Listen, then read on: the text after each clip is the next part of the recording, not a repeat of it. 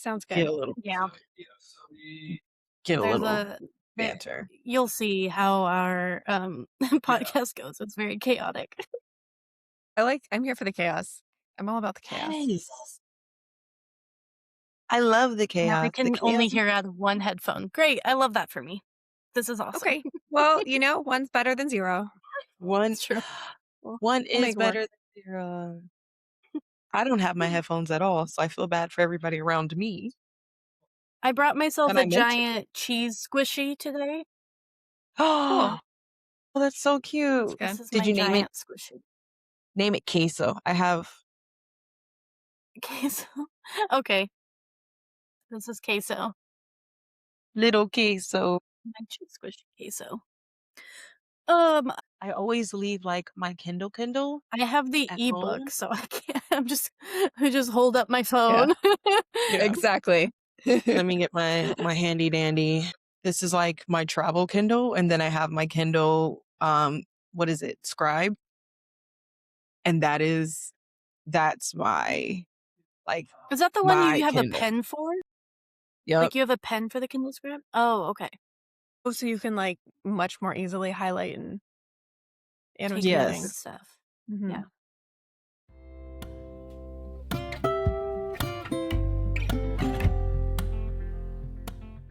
All right, what's up, everyone? Thanks for joining us for this episode where we talked about Skylark with Megan. It was a great conversation. We had so many topics, so many important conversations as we always do, Mhm. because books are political. All of them are. Mhm. And so there's lots of topics, feminism that we discuss, military, disabilities, surgeries, healthcare, and then also just stereotypes that we have for people and our own biases as Americans as well. So there were a Mhm. lot of great conversations to be had from Skylark. You got to recommend, or I have to recommend it to you, and you got to read it if you didn't read it already. Our next book, though, and our next author that's coming up, that episode will release March 31st. We are going to be meeting with author Annalise Skye.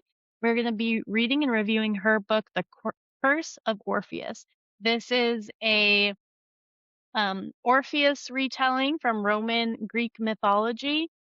So if you know anything about Roman and Greek mythology, then great, you're going to know where we're going with that book. If you don't, then I'm not going to spoil anything and you're going to have a fun time with it. Annalise Don't know. Skye, I've read the book already, so we're in swap places last time. I've read the book already. So I can't wait to hear what Blake thinks. But yeah, it's a really fun read, and Annalise does a lot of Greek mythology stuff, so it's going to be lots of fun. She also does a ton of stuff for the indie community. I'm excited to have her, and you guys will be able to watch that March 31st. I'm so excited. I don't know much about Orpheus, but I do love Greek mythology. Some of the goddesses that I like to work with are from Greek mythology, just because I think they're cool. And also, Greek mythology has a lot to do with the moon, and and very related to like the triple goddess, which is my vibe right there. So I'm super excited to get into some Greek mythology with you guys. I can't wait. I'm excited. I love reading. I love reading new books. Yeah, I'm yeah, working on reading more books. This me more too. books in March. Me too. But we're both tired. Blake and I are tired. Mhm. We're busy. We're tired. So at least at the very least, each month we are required to read a new indie author's book, and we always have a great time. We always have Mhm. a great time. So, I'm excited for this one. I'm excited for people to hear about and to hear about Annalise because she deserves a lot of exposure. She does a ton of stuff for our indie author community, and she has collected so many indie authors and gotten them together in groups when like people have felt really lonely and gotten them together to collaborate to get more exposure on higher number pages. So she's an awesome author, and I cannot wait for everyone else to hear about her as well. Mhm. Yeah. I'm excited. I can't wait. Don't forget that we do have the Fable book club that I promise I will be more on this month. Yes, I'll also Where try. where you can read the book with us and you can comment. Usually it lets you do chapter by chapter, depending. Sometimes with the indie authors, it gets a little iffy. but you can read along with us and comment along with us and let us know how you are feeling while reading the book. Yep. Yep. And that's where you'll be able to see some of our thoughts before the episode comes out, before we discuss it with Hmm. the author. So if you want Yeah, we're not giving a you our sneak juicy peek, details. no, that's No. always left for the episode, but you'll get some info. Hmm. Okay, well, thank you so much, guys, and enjoy the episode. Enjoy.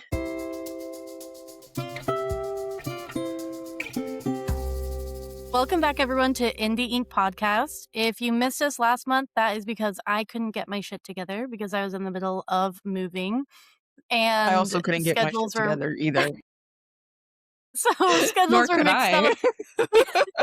up. That's life. None of us could get our shit together. So that's why we're meeting here in March. So we're actually going to have 2 episodes this month. And our first one here is with author Megan Michelle. We read her book Skylark, the Seal Saga Book 1. And I'm just going to read the blurb for it really quick. I read on ebook. Blake has the fancy schmancy special edition. So Hold on, let me I see if I had to can. be the peon with the ebook. Not fair, but I'm gonna have to order the special edition. So, being the first female Navy SEAL is no easy job, but someone's got to dismantle the patriarchy. Rachel Riker, call sign Skylark, can outrun and outgun just about anybody, and with her second in command, Christopher Williams, by her side, she's practically unstoppable.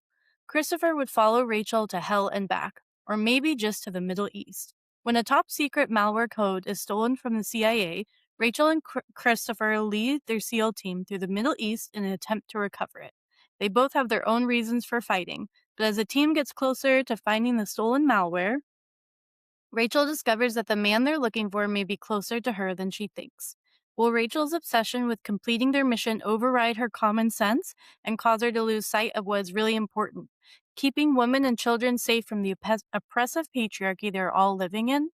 With secrets, pride, and a strict no fraternization policy keeping them apart, falling in love would mean sacrificing everything Rachel and Christopher have worked for. But when Rachel gets injured in combat, everything changes. Now Rachel will have to choose. Does her devotion to the Navy outweigh her love for Christopher? No. I forgot it was like that long that's a really long back cover text. Oh, I wrote a really long one for my first book, and then my second book is literally 2 sentences. I'm like, you get it. It's the second book in the series. You're all here already. You know the story. I mean, Well, that's my pitch for the second book. I pitched the first one and then saying the second one continues their story. Yeah. See, there you go. But that's the second book. The back cover text is only 2 paragraphs. That seems much more reasonable. I haven't gotten the second book yet. You haven't I gotten it think I yet, or you haven't gotten the read it second yet? book. Both. Well, we can fix Like, I that want to have problem. to buy it to Oh, read there it, you go. but I am excited. Yep.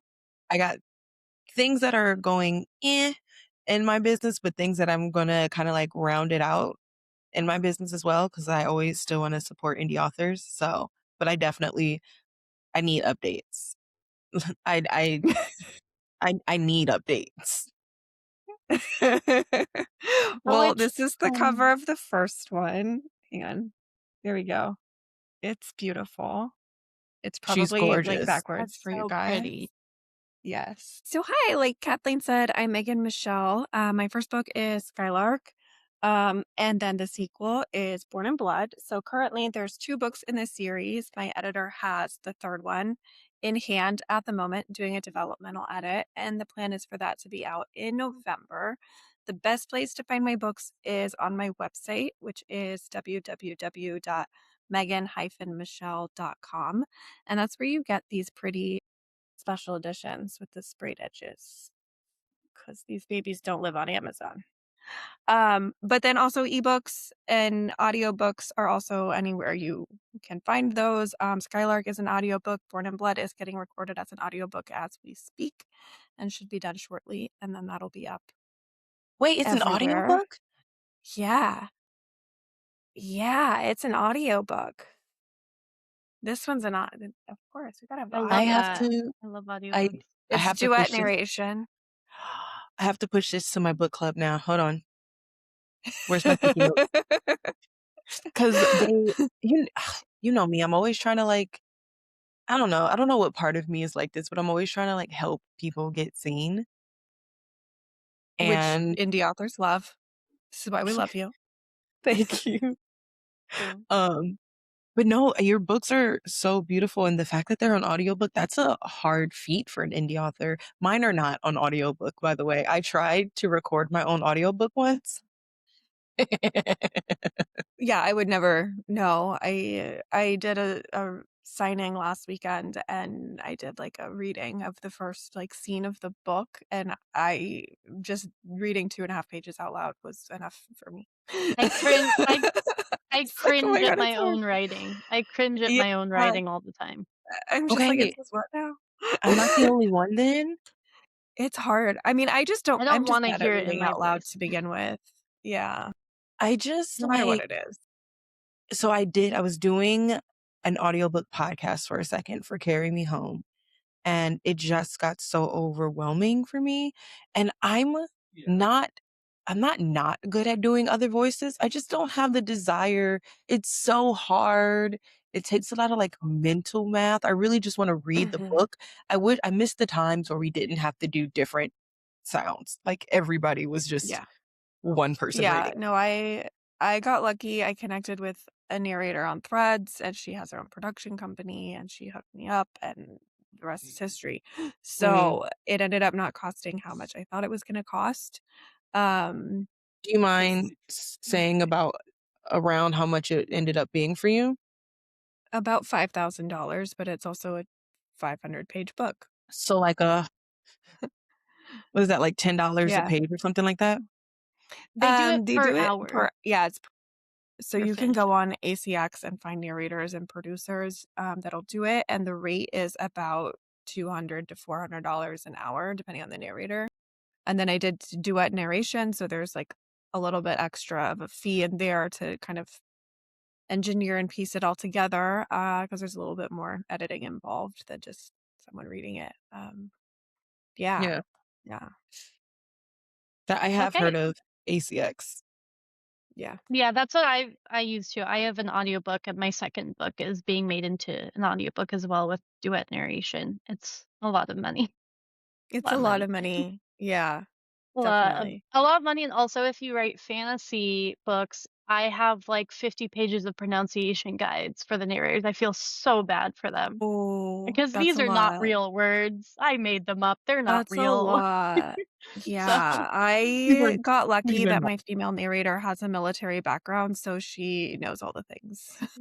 that is really that's good. nice. She knows That's all the good. things. I'm like, maybe Knows you all could the tell me how things. to pronounce that. I just Yeah. looked up how to spell it. I don't know how to say it. Yeah. Yeah. That's your job. It's Molly's job. It's not my job. Yeah, exactly. Yeah. Okay, the first quote that I highlighted in Skylark was on page 167. She was used to being right about things, smarter than everyone else. But she needed to remember not everyone thought like she did. Not everyone wanted what she wanted. Christopher was right. What she saw as oppression, Nora and Amina saw as safety and security. I I'm liked just that. realizing the ebook page numbers are different from the paperback page numbers, Oh, but I know oh, where is Yeah, that it? they is. are. Yeah. They Yeah, but that's okay. I know where that is. I know what's happening there. I know what just happened. I know why she thinks that. What was your because it Did was you have a that question? was Sorry, I when was she wanted disrupting like this.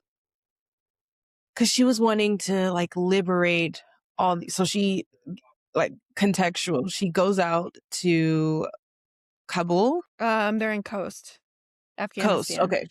She goes out Yeah. to coast, and her mission is to like find this leader and then capture him, but not kill, but capture him.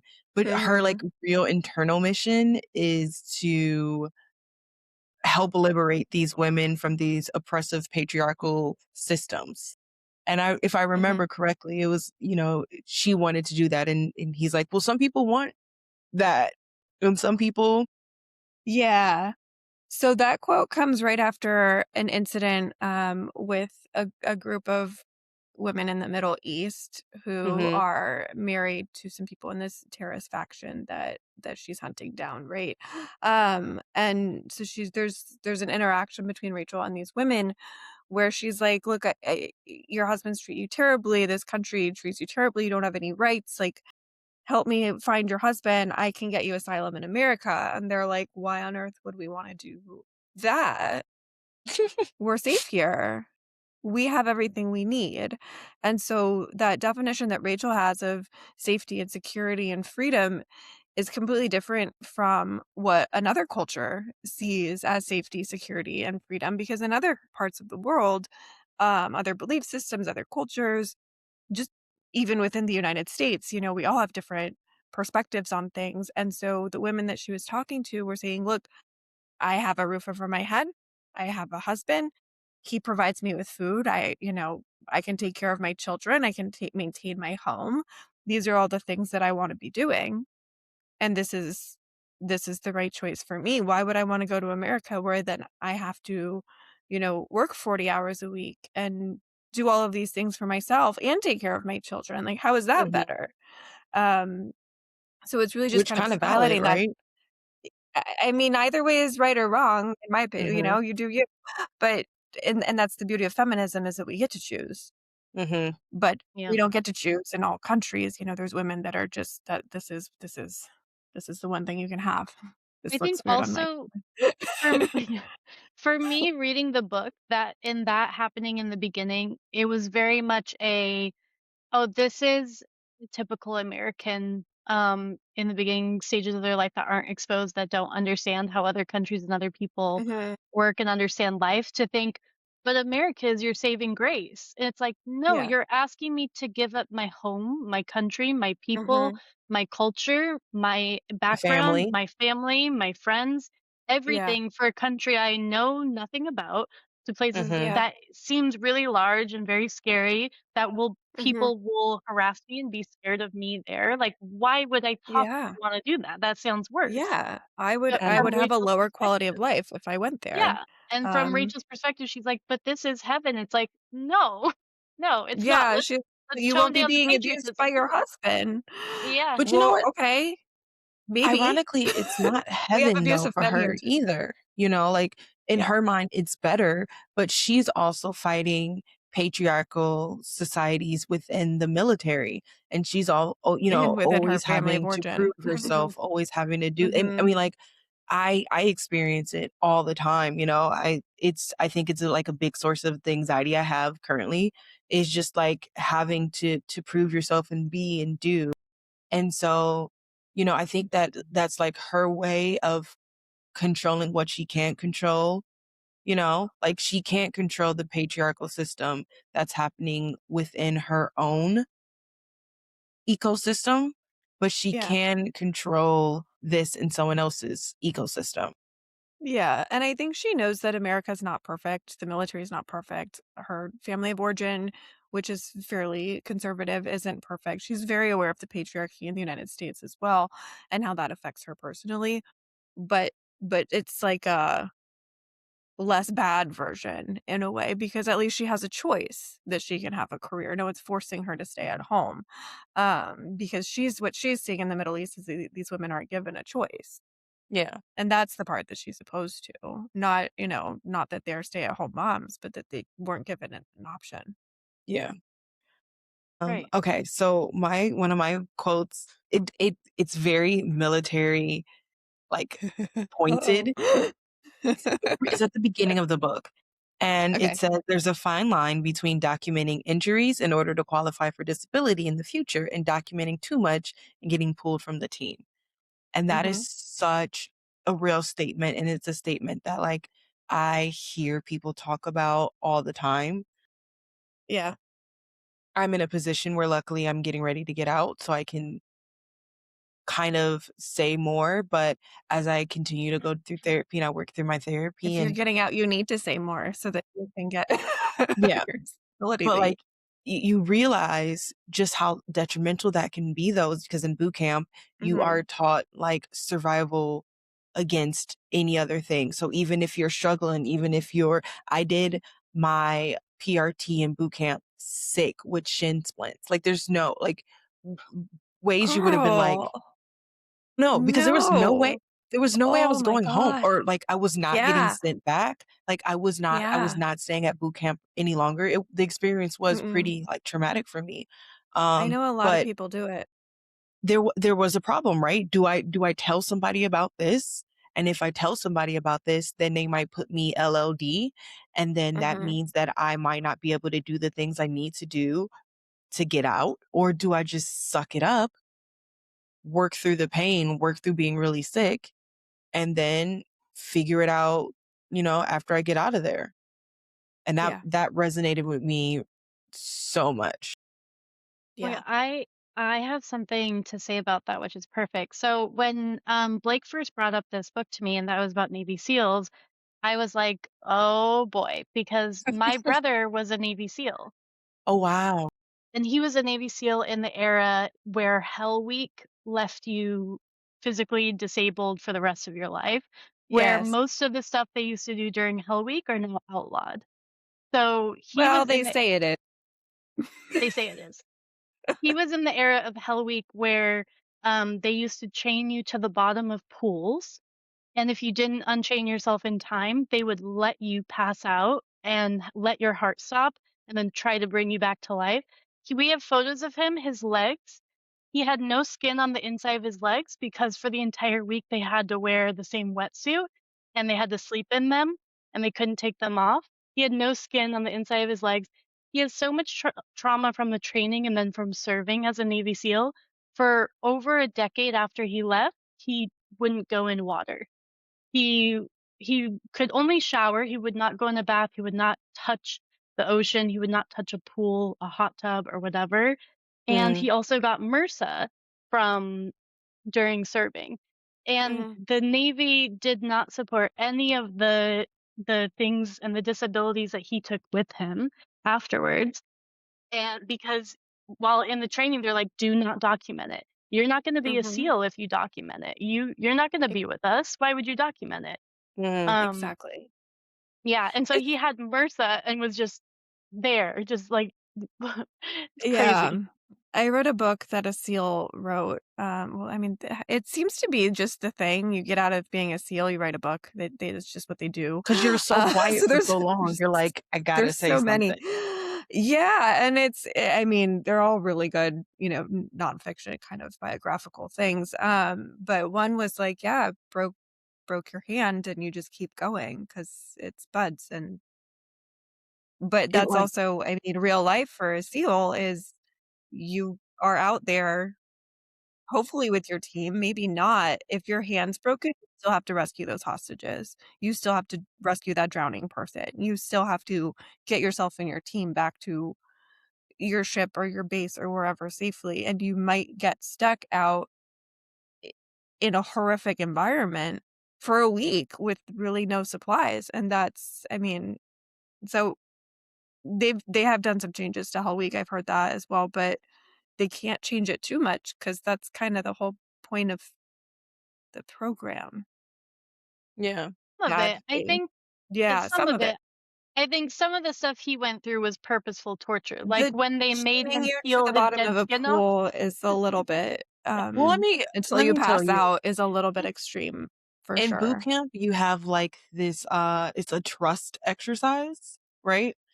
And in this trust exercise, I can't even remember like what they call it, but basically you have a gas mask on, and it's like to teach you to trust your gas mask.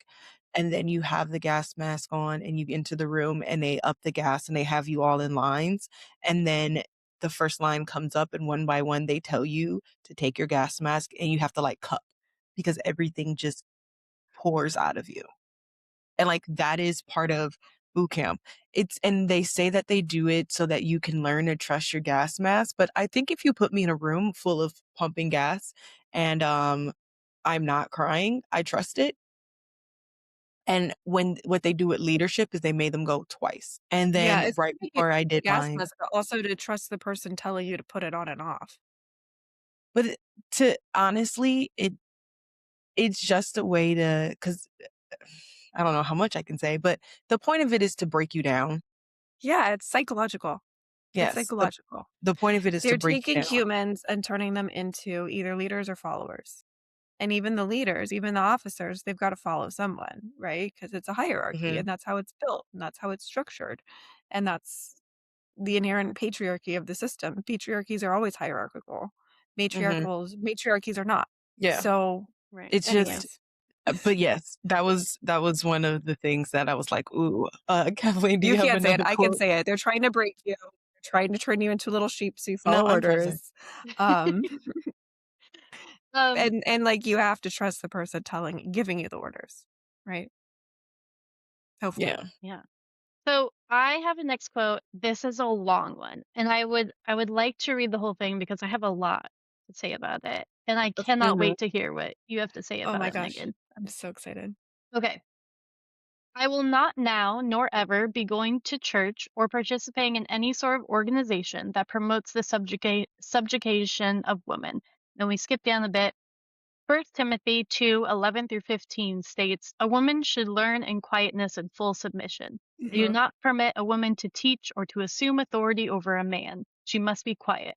For Adam was formed first, then Eve, and Adam was not the one deceived. It was the woman who was deceived and became a sinner. The woman will be saved through childbearing, if they continue in faith, love, and holiness with propriety." "What's your problem with that expert?" Annabeth asked. "You don't have a problem with it?" Rachel was shocked. "Basically, it's saying you're never allowed to disagree with Dad. I rarely disagree with your father." Her So, family was so interesting to me. Oh my gosh, I so know, right? interesting. I get a lot of DMs of being like, "What is the deal with her mom?" I mean, honestly, her Also, mom everyone loves her dad when it's just Rachel and Tom. Everyone's like, "Her dad's amazing," but her mom is like, "Ugh, oh my gosh, I did not cringe." like her dad at all. It's like I think it's more in book 2 that there's, like, some quiet moments between the 2 of them Okay. that you can kind of see that he means well, Mhm. you I know, think that but her mom is just the victim of the system, Okay, right? wait. Can I say what I Okay, want sorry. to say first about this Yes. quote? Okay, yeah.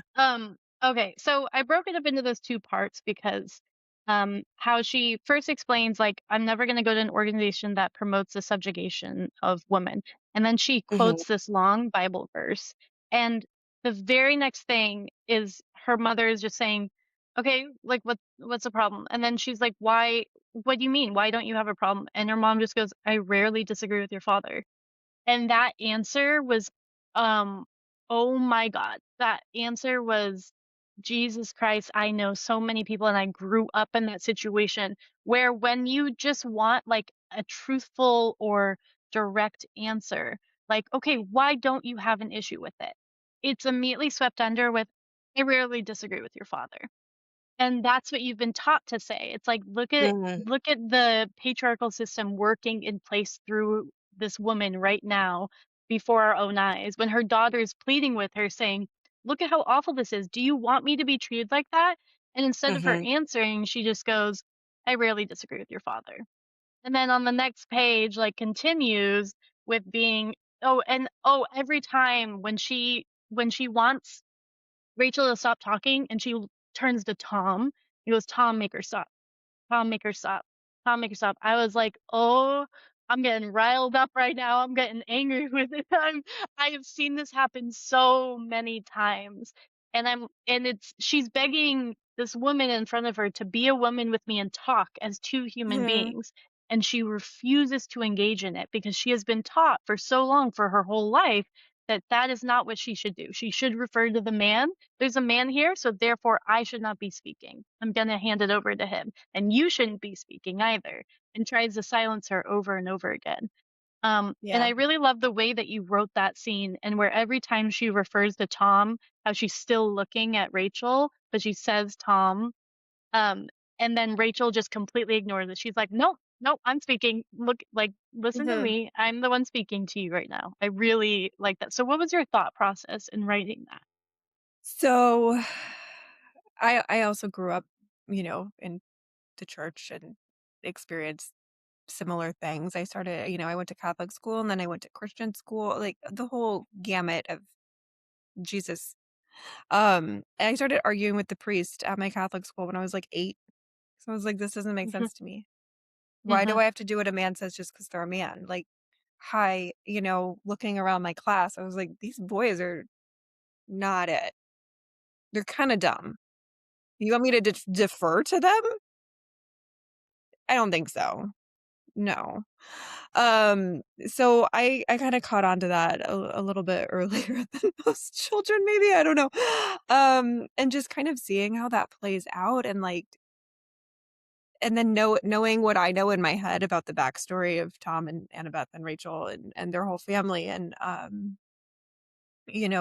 that I don't think it's in this book, but there's a history of child abuse in that way that we now call it child abuse, but, a It generation wasn't back ago, then. it was, a backhanded slap across the face because you talk back, which, I think as a millennial, like, I forget that that's not I grew up in California. We didn't do that. But as an adult, when I lived in North Carolina, I saw someone slap their child right in front of me, and I was like, "Whoa. Whoa. What's going on? Is this allowed here? What's happening?" Um, and it's such a normal thing, and I think part of why Annabeth defers to Tom is, the religious men are superior to women, but also Tom's the only one that can physically check Rachel in that household. So it kind of got to a point where, and I've heard this, like my educational background is clinical psychology. I've worked with abuse survivors. Um, but a lot of times it gets to a point where the abuse gets so bad, the kid gets old enough that they can fight back. So it gets to a point in Rachel's adolescence where she knows she's not supposed to hit her mother because she was raised in this military family. You don't hit women. But it gets to a point where she's gotta defend herself and she hits her mom back. And so now it's at a point where, Rachel can kick pretty much anyone's ass. And so Tom's gotta step in and be the one of like, get get it together. And then there's the military hierarchy aspect also that, you know, he's an admiral, she should defer to him. If she's not gonna defer to her father, maybe she'll at least defer to him because of his rank. And But But doesn't she like the exact sorry, but next doesn't quote I have is, mhm. "Where's your fucking Bible so I can look up child abuse in there?"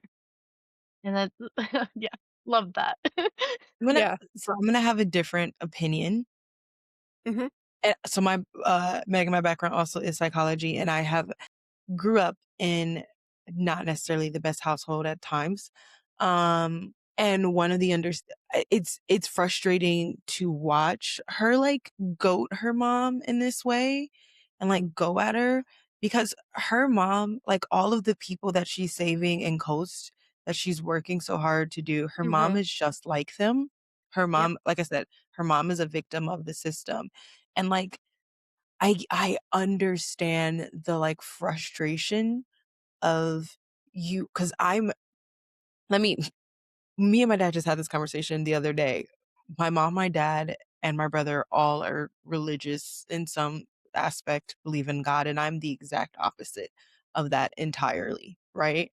Um, I definitely grew up one way and kind of pivoted to be in another way. And it's really cruel to me what she does to her mom, and, like, I get it, Mhm. when she's around her mom, she's just like a little kid acting out again, but it's really cruel that she doesn't have the kindness to give to her mom that she gives to all these other women who are in the same situations, Exactly. um, and that just it makes me so sad to see because it's you're trying to force your mom into a belief that she doesn't have. And that's not any better, you know? Like, is it frustrating? Absolutely. But you also don't know what your mom had to do and sacrifice Mhm. to get here. And Yeah. unfortunately, for women, that often means that when we become mothers, we are a lot harsher on our children because we're trying Mhm. to do the same thing that we were taught down and protect them from some of the things that we learned.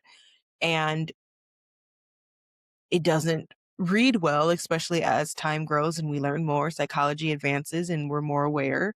But it just felt really like mean girling I mean, like, I get it. Yeah. Again, Yeah. you want your mom. And I mean, it's a part of, character development across the series for Rachel and Annabeth to find some common ground. It takes them quite a few books to get there.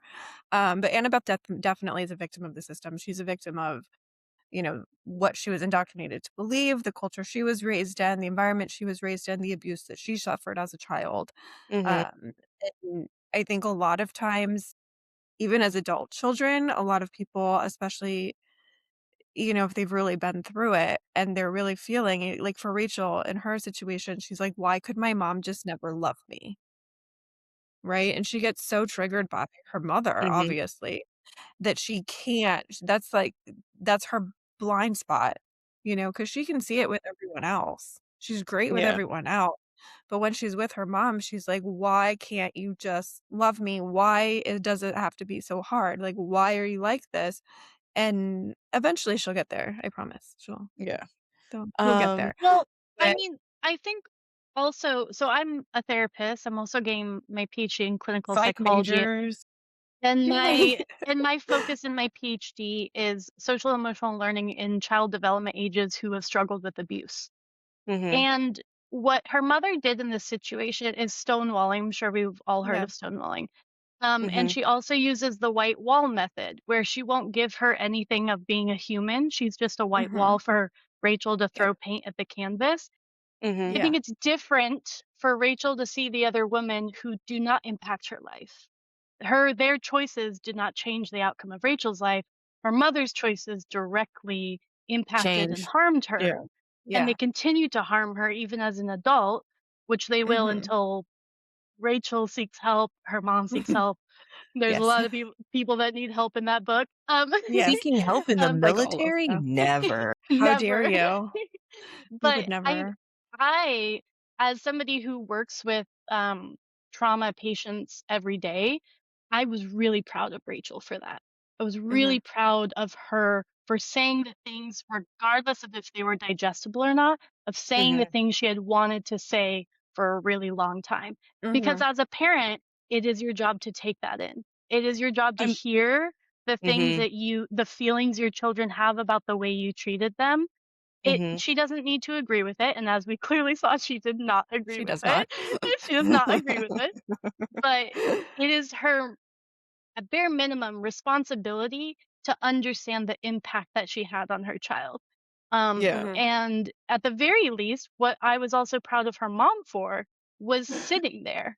She didn't run away. She didn't walk Mm-mm. away. She did try to escape the conversation verbally, but she didn't run away.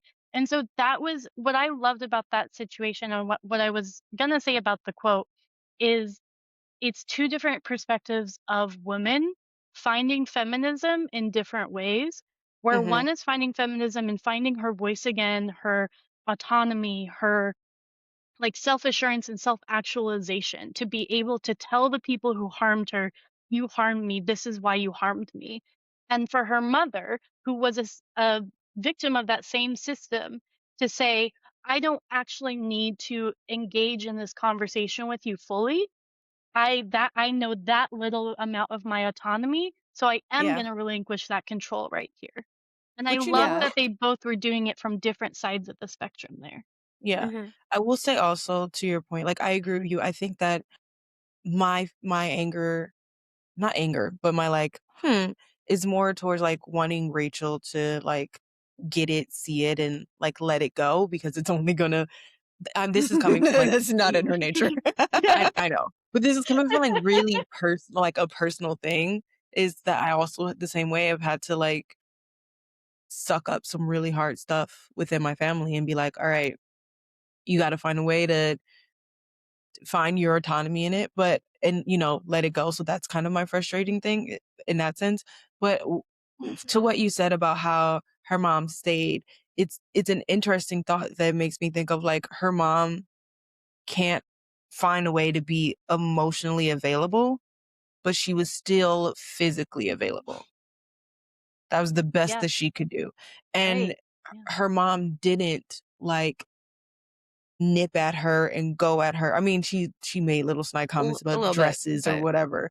But, like, in mhm. that moment when Rachel's kinda going in, she's not like, you're such a terrible person and you're a bad daughter and blah, Yeah. blah, blah. She's just like, can this end? Yeah. Yeah. You have a lot of thoughts right now. Yeah. Like, just, Are you done? are we, Yeah. we're over? Yeah. Yeah. Yeah. Okay. And I mean, part of my goal with all of these books is Mhm. to make people think and to make people feel and to highlight mental health issues in a realistic way. I mean, I've read so many books where it's, the cliche and the veteran and the car backfires and oh my God, I'm so sick of it. And to just kind of show how these things actually play out more realistically. And none of Mhm. the characters are perfect. Rachel's a very flawed, very screwed up person. I love her. Um, and there's a quote in one of the books. I'm blending them together, but like she's earned her battle scars, her mental ones and her physical ones. And there's a lot of reasons why Rachel is the way she is. You know, She does go to therapy in the second book.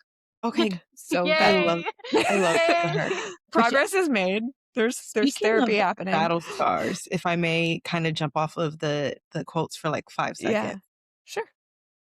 The hysterectomy. Ooh. I mean, spoiler alert for anyone who hasn't read it yet. Well, first of all, I gave y'all ample amount of time. I Yeah, we created a we staging gave them group. a month. Yeah. We had to push it back because Tiffany's mind can't focus for more than 5 seconds and forgets everything unless it's all in a conjoined place. I need to like get all of my Instagram messages to all go to one focal point. But y'all had time, so I want to hear it. But let's really like talk about because the hysterectomy is towards the end of the book, and it's such a defining moment. Also, I have not had a hysterectomy. I have had uh what is it? Leiomyomectomy to remove 56 fibroids because I couldn't just I'm an overachiever. And I had to Yes. overachieve in That's a fibroids lot. and my Well fibroids also done. had endometriosis babies because Well done, Blake. That's I'm just impressive. saying, like, clearly I was Yeah. going for something. Mhm. Um, but Sure is a beautiful work of art. it's it it looks like someone just stabbed me 5 times my stomach. It's better now, but it still looks almost like chink, chink, chink. Recovering from my surgery, I've never had surgery before. Recovering from my surgery, because it was still considered like major abdominal, they scraped stuff off of my stomach, Yeah, it's to the kind of a lot. big deal. The fact that so I also had like 6 weeks where I couldn't do heavy lifting, right? And I'm still recovering my body physically to get to a point like I just did reformer Pilates today and was like, ooh, this like Ooh. I love reformer Pilates That's though. the exact muscles they cut into that you're trying to use there. And Oh. I'm trying to like retrain it. It's me and my stomach Mhm. my stomach's been inflamed. Like, ma'am, what are we doing over here? Yeah. But for her to have this hysterectomy, which is so I mean, she talks about how she doesn't really want kids, but it's there's a difference between like choosing that you don't want kids and then having that choice made for you. Um, but her ability to go through that trauma and her like commitment to her team to get her clearance and then immediately start training is in fucking sane. Yes. Yeah, she is. It didn't But she's very single-mindedly focused on yeah. her goals. Or like what was it, the push-up scene where she's like trying to do push-ups and she like rips stitches or something like that? Because she's like, I have to be able to do this. And they're like, no, Mhm. no, please, that was me. Christopher's like, "Please stop." Please stop. But I feel I like think that's a that common quote throughout the whole book, Christopher saying, "Please stop." yeah. He's really it's I think their dynamic is so funny because he's the much more optimistic one, but he's also the brakes. Mhm. Whereas she's like she's just locked in. Like Mhm. she gets her eye on the prize and there is no stopping her. Like there is Mm-mm. no rationalizing it. There is no reasoning with her. This is what needs to be done. This is what's in line with my moral code. This is what we're doing. Get on board or get the fuck out. Yeah. And Christopher's like, well, okay, but can we maybe take a nap first? Maybe you should eat.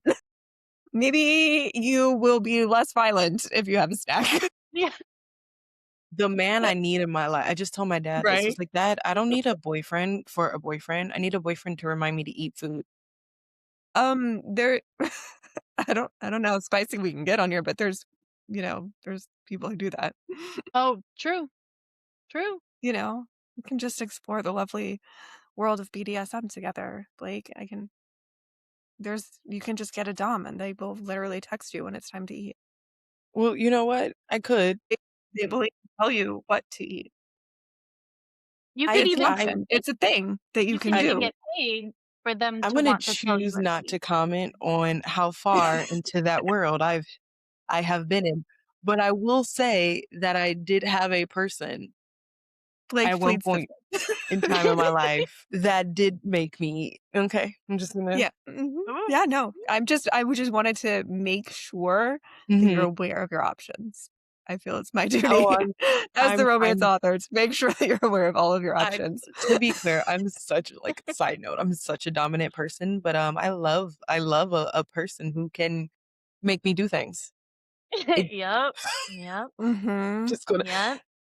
I'm trying to Yeah. keep it as PC as possible, guys. Yeah. I won't keep it PC. I want a man to tell me what to do in the bedroom, but Yeah. if he does that in public, I will cut his balls Yeah, off. no, like Yes. that's No. Correct. That's Yes. Yeah. correct. okay, Yes. hold on. We're all on the same page here. Yes. Mostly. Mostly. Mostly. Mostly. There is mm, Like, oh, I there's a love a certain good man get in who's the allowed car to tell me moment. what to do. Get in the car moments Um are my vibe. Get in the car. Yes, sir. I'm getting in the cars. Love you guys. My See you God, tomorrow. let me tell you about the day that I Yeah, was oh, decided that I had to pick what restaurant we were going to for dinner. I thought I was gonna die. no, Like, I see, don't I wanna hate that. decide. No, Nope, I you want will them to decide choose the this. restaurant. Well, yeah, but it was a part of my learning, What part of your learning for opportunities it? Oh, okay. to, you know, just say, "What on earth do you want pasta? Do you want Thai food? Do you want like, Okay. just what do you want? Just What do pick you one." want? Mm, Pick oh one. my gosh. Stop people pleasing, stop thinking What about do you want? imagining what you think I want, and just Mhm. tell me Mhm. what you want, and we will Yep. do that. Like, I but I that's will go me. one I'm like, step "Well, I want further. to make sure everyone is happy. What if I pick something he doesn't like?" And the concept that that person would then say, "I don't want that," Mhm. never has occurred to me. It's like I have to read everyone's minds and people please. So that's a work in progress on my end. Yeah. I'm also That's why I write Rachel, who's just like, "We're doing this." We're doing but you know it. what? That's what Mhm. as writers, that's kind of what we are, you know? I've actually had to deconstruct that in myself a little bit. If you notice, I don't think any of you have read my books, but if anyone's had read my books, if you notice one thing, you will notice that all my characters have long hair. That is one of my biggest issues that I had to learn how to deconstruct is long hair and pretty eyes because that is kind of like where my like idea of beauty is. And I'm Mm. actually working on a book where she doesn't have long hair. Wait, I don't know. Maybe. And Well, you are there's one now. iteration of characters, which is why there is a character in my book, the Olympic War series that I love. Her name is Rose, and she has like short pink hair, and she's like the pixie girl. Love it. She's such a mean girl in the beginning, but she's like the pixie girl that I wish I could like embody sometimes. But that's what I love about writing is that you Yeah. can almost like break up different parts of yourself and put them Mhm. into your characters, right? And you can put different parts of the man you're trying to manifest into your characters and Mm, see Oh, the that's man what I'm I trying. do. That's what I do. yeah, Yep. it's Let me fun. tell you. So fun fact, my first book is kind of like inspired by Hunger Games. There's a lot of similarities to it. And some people are gonna be like, "Oh, it's so similar." I wasn't actually trying to match Hunger Games. I was trying to match Gale. Mhm. And Mm. originally, all my characters in Olympic War, their names are crystals. And so originally, I named him Galena, which is a rock formation. But in post-production, I was like, "Ooh, this is so like, I already have so many similarities, and this is so close." And she calls him Gale that, like, that might be the one that's pushing it. So I had to change his name. and it was really sad, but I basically built the Gale that everybody wanted to be in Hunger Games that they didn't Mm, get because Katniss is stupid. yeah. But Every book character is stupid for a lot of I books. mean, they have to be, or else they wouldn't grow and change, and we couldn't develop them, and it wouldn't be Yeah. interesting. Yeah. no, My If they my main made everything from character page 1, then my yeah. main there's no character books. isn't stupid, but she is a raging cunt. I mean, Like, same but different. She's got a same lot here, to yeah. work on about being nice. I just love those characters and into talking about your books, your characters have very like distinct personalities and Mhm. they're very well-rounded. I love well-rounded characters. If you give me I also love villains with backstories.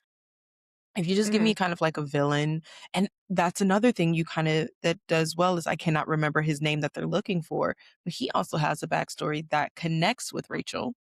And I mhm. love that, like, he's a terrible human being, but he's also specifically being vindictive to her for very specific reasons, and I love But when is he a there's terrible human being? I don't know, more to come You haven't read because book 2.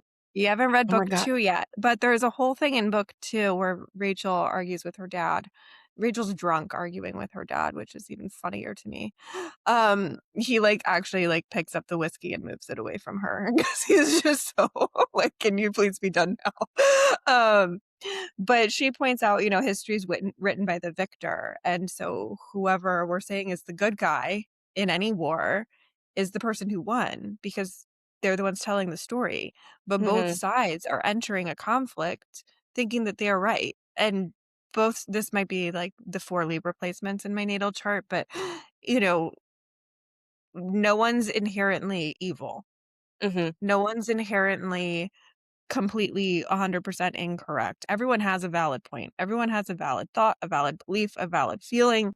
mhm, We just don't agree. And then we have a war, and the person who wins is like, those horrible, awful people over there did all these bad things. Well, just because you won, it doesn't negate the bad things that you did. and just because they lost doesn't mean that they were the one that was Yeah. in the wrong. I mean, like, So Samir's a bad guy. He does some bad things, but there's a whole backstory to it. There's a lot. see, There's a I whole told her story that there. It's a I lot told her I going love on. a villain with a backstory, and she's like, Mm, "Don't worry, I got one for Don't you." worry. don't worry. I just I agree with you. I do not think that I'm gonna amend. I do psychologically believe that there are certain people who do not have the mental capacity or things to actually process empathy and things of that Yeah, nature, which yeah. would make That's a people whole that's a whole different not right. having empathy is different from actually just being evil for the fun of Right. it. I Yeah. do truly believe also from my background that most evil is built. Like when we talk about the patriarchy is a system that's passed down. Yep. And it's not just passed down through men, it's passed down through men and women, which a lot of people don't understand, which is frustrating because they're like, well, my mom was this way. And I was like, "Mm, that's a but You still lived in the patriarchy, as did your mother, so right. And how did she's that affect only passing down things that was taught to her through said system. I Mhm. 100% believe that most people who are quote unquote evil are built. No, I wanted to get into child psychology, but now I don't know if I wanna go back to school, but I am very fascinated in, like, criminal psychology and forensic psychology, but I wanted to get in child psychology because when I was in one of my classes, they said that a child can go through one of the worst traumas ever, and if they have a good psychologist, they can come out of it as a relatively normal person, and I thought about how there's not we, but there are people who are creating children who are maladept and who can't function or learn these things. And Yeah, how awesome would it be if we had more people to guide them and steer them in the right way so that generational trauma, what was their mom's trauma or their dad's trauma doesn't become their trauma as well. exactly. I mean, that's the goal. Mhm. Or it should be the goal of every generation to do better than the previous generation, right? And I think we've come a long way in the past few generations, we've got Yeah. I mean, self-esteem and empathy are just kind Yeah. of normal, regular words in most people's vocabularies nowadays, and they talk to their kids about it. And I think it's so different from, when I grew up. It's certainly different from when my parents grew up. Mhm. So we're making difference yeah. slowly. Yeah. Yeah. So I had two more quotes that I'll read quickly. Uh she couldn't be though. Shouldn't be. She knew she had to shut down her feelings and make sure he never felt the same way about her as she did about him. I read that and I was like, Rachel, girl, Isn't she Just girl. love this frustrating? man. I'm like, Just let this man girl, love you. you're already in love with him. He's already in love with you. Girl, who Like, are you you you you fooling? You're not even you can't fooling stop yourself. this. My You know favorite what I'm thing about Rachel is she's so good at other people and meddling in their business and their feelings, but there's like a Terrible at her own. brick wall between her own mind and her thought. Like she just doesn't know, I right? And it even so goes back to understand like, it, though. yeah, it's so much easier to understand other people than to look at Mhm. yourself, for sure. And I mean, I just love it. Goes back to this scene when they're in Afghanistan, and like Rachel's like, "Don't fall in love with Paige," and Christopher's like, "Oh, I'm just thinking about this girl that I've always been in love with," and she's just so oblivious to the fact that it's her. Like he knows. I He's not gonna know. tell her though, because he'd rather be with her as her friend than nothing, you know? And she's just like, And "Oh, she's, cool." Damn it. Yeah. "This is great. We can keep saving the world together." You hear the planes now, yeah? Yeah, I do hear Yeah. them. Yeah, I do. they'll be done in Fun fact, did you know that the Navy has more planes than the Air Force? Yes, I did know that because my friends in the Navy tell me that. So I did not stupid to know me. that. Like, what do you mean? What do you Especially especially when I know that my uncle was an Air Force pilot, and they're like, "Well, Navy has more planes." Yeah, they're Navy people are I'm so like happy the Air Force could deliver my supplies to my ship, and I'm like, I'm quite sure they're doing other things let me as tell well. you this, that N everybody has, like, a vendetta against the Air Force. I wanted to join Or the Air Air Force, by the Force. way. That's where I wanted to go. They We call it the Yeah, Chair Force, and so every time I they tell do. people I wanted to be in the Air Force, it's like, "Yeah, you wanted to be in a Chair Chair. Force? You just wanted to sit in a chair all day?" I was like, "Absolutely. Are you stupid? What do you mean? Yes, Yeah, of course why I wanted to wouldn't I sit." want better housing? The only shade I have is their uniforms are not as cute. Um, I actually I actually love they I look like love their flight uni attendants. Huh? They look like flight The attendants. Navy uniforms are not good. Oh, I speaking of like the uniforms, I did Yeah. have a note. I had a Navy note. It was I know when they're they not were entirely correct. I know. I know. it was when I they know. were in their dress blues in April. Oh, no, that one I checked the schedule on for where they Really? are.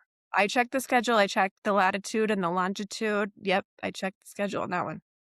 Mhm. Interesting. It would Wait, where are give they or in take. April? Because from what my understanding is, it's supposed to switch in spring. I do not Yeah, but understand what you it's guys are saying. so the Navy has dress uniforms. They have blue ones and they have white ones. And Uh-huh. based on the time of year, they wear either blue or white, and then where they're at geographically in the world plays into that as well. So that I did check the calendar. So, I like, checked the the white schedule. ones are the ones that you, like, see. Those are the, like, The Navy summer ones. sailor. Yeah. Mhm. And I they're think I've they're only seen the white lighter. ones on my Yeah. Yeah. brother The dress again. blues are the same mostly, but a really dark navy blue, and they're made out of a different material so that they can be warmer in the winter times. Yeah. Yeah. So Um, it was like a week before they switched. I think they're gonna switch on like May 1st or something. Interesting. Yeah. So then I don't have a navy note. I take my navy note back. Do you want a Navy note though? Because I got a Navy note from one of my friends. He now beta reads for me because he got stuck with that job. Because he got back from a deployment and texted me like, "Oh, I'm back on land." He was in Guam, so Mhm. time zones and all that. "What have you been doing for the past year?" Right? As one Mm. does post Mhm. deployment. And I was like, "Oh yeah, I published this book." Now I woke up the next morning to all of Mhm. these notes because the man downloaded my ebook and read it. was like halfway through the book by the time I woke up. So no, you don't wear warfare pins on your collar, but I have like Rachel sitting fiddling with the pin. But whatever, you know what? It's fine. You It's wear them cute. like right here. Same, same. No, look, most Meh. of your Nope. readers are not gonna look, I was just having a fun time. I didn't remember any of that stuff. I was I know, like, right?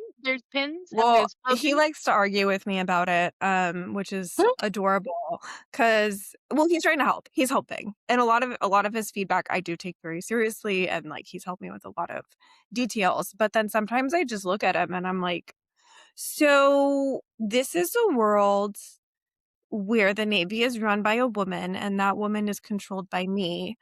Yeah, So, certain things are gonna happen in certain ways that might make you uncomfortable." I mean, yeah. like, this is why this is fiction, and it's true Yeah. because I think still there aren't any female Navy SEALs. There may be one who passed, like, part of the training, but obviously they can't release that information or names or specifics, but yeah, Yeah. there have been To women who to have the attempted it. current public Best of our knowledge. knowledge. Best of Um, our knowledge. Now 'Cause there was Shannon Kent, she was, like, she did intelligence with the Navy, and so she ran around with the SEALs. mhm. She could have been a SEAL, but it was before women were allowed into the program, but I think she would've, for sure, It's because I been was the first telling my one. Navy people about your book because I loved it, and I was like, "You guys need to read this," but then all the men are like, "We don't read books that have smut in them," and I'm like, "You're It's stupid." No, action adventure with a side of porn is what you tell first of them. all, you should be reading this because you got a wife, don't you? All right now. It's an instruction manual, gentlemen. Yes, Like, it is. I have a lot of male friends in the Navy who read it, and they really like it. Mhm. You just gotta sell it as when I talk to men, it's action adventure with a side of smut. Like, I'm sorry you got to hear about some boobs for a minute. Sad for Yeah. you. Come on. Come on. Come Come on. on. As if they They really aren't liked it. watching porn all the time. Yeah. So I did have a question. First of all, I love Christopher, but more importantly, I just needed that to be out there that I love Christopher as a We all human love being. Christopher. How did you kind of get to this point of writing this book? Like, how did the idea come to you? So, much like you, I also had surgery. I had open heart surgery, and I was recovering from surgery, and I was so dizzy and so light sensitive. I was just laying in bed in the dark for weeks. Mhm. And I dreamed up this story. No joke. I That's love I that. wrote like 3 books in my head and then thought, "Oh, I should probably write it down because it's actually kinda good." And so I got my phone and put the brightness down as far as it would go because like, Mhm. any light gave me a migraine. Mhm. And I just started typing on Google Docs, like, no format, just started typing on Google Docs on my phone. Mhm. Yeah. Love that. That's where the best inspiration That's comes from, is just also why randomly. her post-hysterectomy recovering in the hospital is so incredibly, like, poignant and detailed and horrific because I had just gone through it when I wrote it. Mm. Yeah, yeah. I was like, "Yep, this is how that feels." Was this meant to be a trilogy? There's Complete. probably gonna be 7 books in the series. Oh, There's whoa. gonna be prequels. Every time I talk to someone, they're like, "But what about this person?" I'm like, "Oh my gosh, you guys, I can't write that fast. Calm down. I'm taking note of your idea." Mhm. My narrator was like, "I need to know more about these side characters right here." Like, you know, so Born in Blood, like, she's talking about Luke. She's like, "Luke totally hooked up with this girl, right?" And I'm like, "Yeah, but, like, in a prequel sort of situation, like, not what?" She's like, I'm already outlining the fan fiction. I'm gonna need you to write this." Done. Add it to the list. Not a problem. Legitimately love this for you. I think one of the most amazing things as like an indie author is when people get so excited about your books for you. Mhm. That's to me, that's like a good sense of like, oh, I made it. Yeah. Yeah. I also need to write, like, a shorter novella to complement Skylark because the Aiden situation people are so mad that Aiden dies. Yeah. But, someone had to. So I need to Someone write, had like, to. a short it's war, You could have you know? let him live until book two. I didn't kill my first main character until book It two. had to happen. It the grief from that is what helps bring Rachel and Christopher together, but I do Mhm. need to write, like, a side novella of Aiden and Vita sneaking off together and doing their little meetups. Just a cute little He was just like a editor. cute little lover boy. I know. I love Aiden. He's That's why adorable. anyone who you I miss love him. in books dies. That's the rule as authors that we know. If a reader falls in love with a side character, they're gonna be the first to die. Oh my gosh, I have to think this through now. If they're too sweet, they're the first to die. Oh my gosh, I did kill off my too sweet person. He was like the sweetest teddy bear of them all. I killed off my most beloved side character, and I kid you not, in the second book, I kid you not, I could tell as soon as all my arc readers got to that point because my DMs were flooded with threats. It was, I'm going to come to your house and kill you for doing that. Why would you do that to me? Me, nicer arc readers. So it Oh no, I love it. There's a thing that happens I in book 2 that I came up with it and I was writing it and then I emailed my editor and asked for permission. I was like, "Are people gonna hate me if this happens?" And she was like, "Oh, that's exactly what needs to happen." And I was like, "Alrighty. Alrighty, here we go." see for me, I'm like I am like you. I vision it and I can kind of see what's happening, Mhm. and that's kind of like why haven't been writing as much because I haven't been able to like sense what's going on. But like so I killed off 2 characters in my second book, right? Both of them were side characters. Probably both of them people like kind of liked. But the second one I killed off, my little teddy bear character, I didn't plan on killing him off at all. It just happens sometimes. And it really like it just made sense. And it like really so mine is a little bit military kind of is in its own like taking a military look at like how Hunger Games could have been or whatever. Um and it's just like he was the innocent in a situation and he was really defending who is like my villain. Oh my gosh, the cheese. He was really defending like my villain because my villain is like a frenemy in my book. Because to me those are the like there's like this overarching villain, but then there's a villain that's like lives next door to you. He was defending her, he was in love with her, and then him being like complicit to her behavior, whether he agreed with it or not, was what in the end like got him killed. And it was just like, oh God. Sometimes things happen, you know? I think it's people ask me this all the time, like, "How do you come up with your characters? How do you come up with your plot?" I don't. It just the characters I can outline for days, and then I sit down and I write it, and that is not what happens. New things happen. The characters do But stuff. I was gonna kill off They've got minds of their own, and yeah, I'm I was like, gonna They kill don't off "Oh, care at okay, I all what guess you this is want what we're them to do. doing." Yep. no. The No, but it always Pixie be like better. character I was talking about, the one with like the pink hair. Oh, I've had plans on killing her off very early into it. And the more I wrote her, the more I was like, oh, no, I Yeah. think she needs to live. No, I think she Yeah. lives now. But she was like I was so ready to be like bang, bang, bang. She was gonna die in like the first action scene. Nope. And then I was She like, made it. oh, She's stronger than you thought.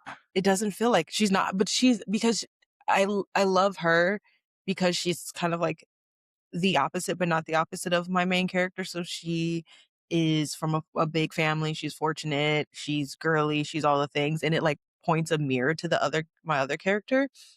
Um, but I just really loved her and how she was very vulnerable and not being the like strong or the smart one in a group. And she's just like, yeah, I'm just the looks of the group. Very K-pop of her.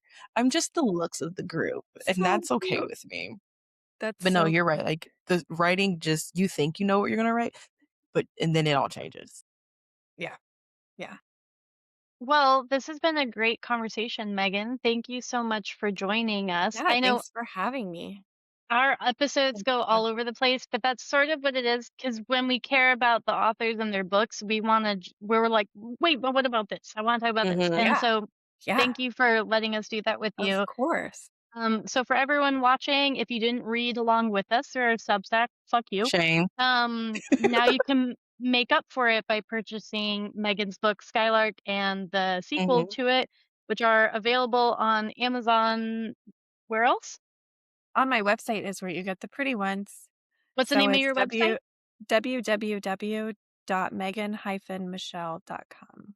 hmm And also Yeah. available on Blake's indie bookstore as well. You can get the Mhm. special editions there.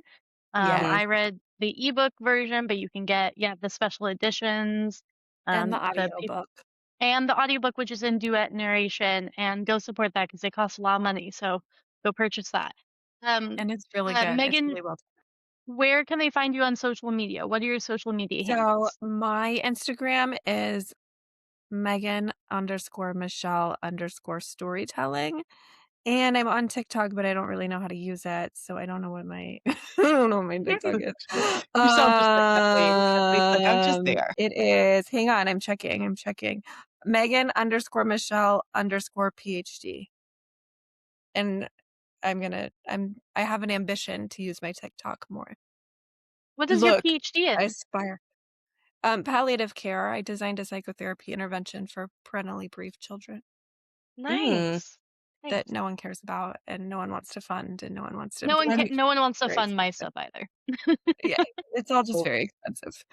Yeah. All this therapy stuff is just too expensive.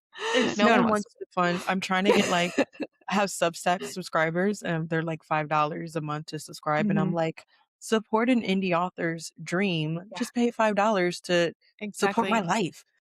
I have like 6 Word documents open with like Substack soon to be posts if I ever figure out can Are get you There we on it. go. Substack?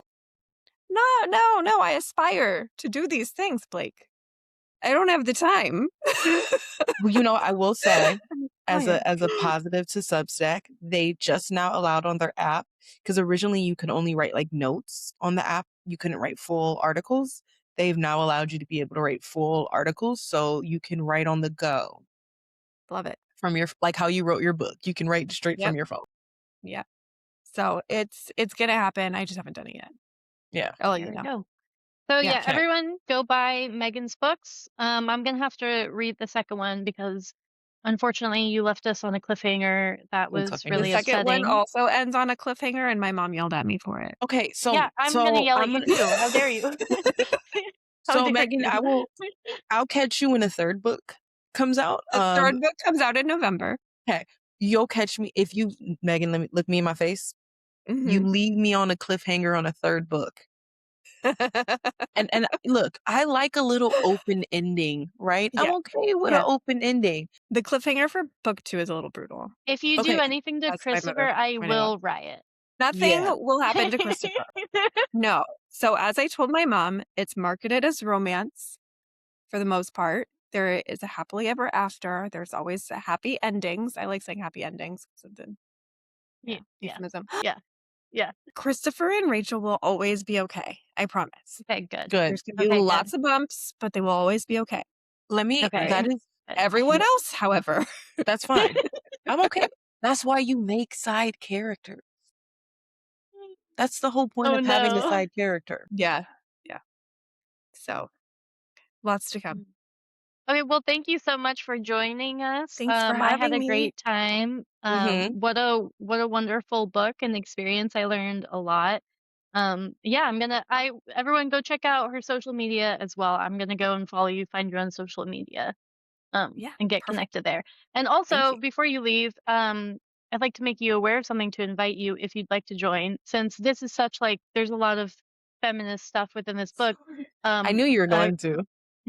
So I run a nonprofit organization that's called Pages Against the Patriarchy. Every year we do a big event with indie authors. Blake is Yes. helping me run it I this don't know year. what it is, but already yes. Yes. What is it? What do I do? It's a How do I free help? live stream virtual event where we have authors on and we do panels for questions from their readers, questions from the public, questions that other authors have put in. When is And it? the organization goes towards supporting young girls who are learning how to write and become authors themselves. So we offer free What writing and editing services what to young what girls. day do I need to make myself available for this? When So, is it? well, I need to How talk do to I do Blake it? about that final day. Last year, it was June 28th. It'll probably be around that same time, but it's always a Okay. Saturday at the end of June. You know what? I have availability on Saturdays towards the end of June and early Perfect. July. So that is amazing. Yes, let me know. Perfect. Like Yes, immediately. Figure it out. Like I'll June email you and 27th would be delightful. oh, is that a Saturday? Well, then perfect. It is. Okay, That's perfect. the That's last Saturday probably of when June. it will end up being. But Fantastic. yeah, so I just wanted to Love run it. that past you. But yeah, thank you so much for Yeah. joining us. I had a great Thank you. time. Me too. Oh. Thank you. All right, Bye. bye. Bye.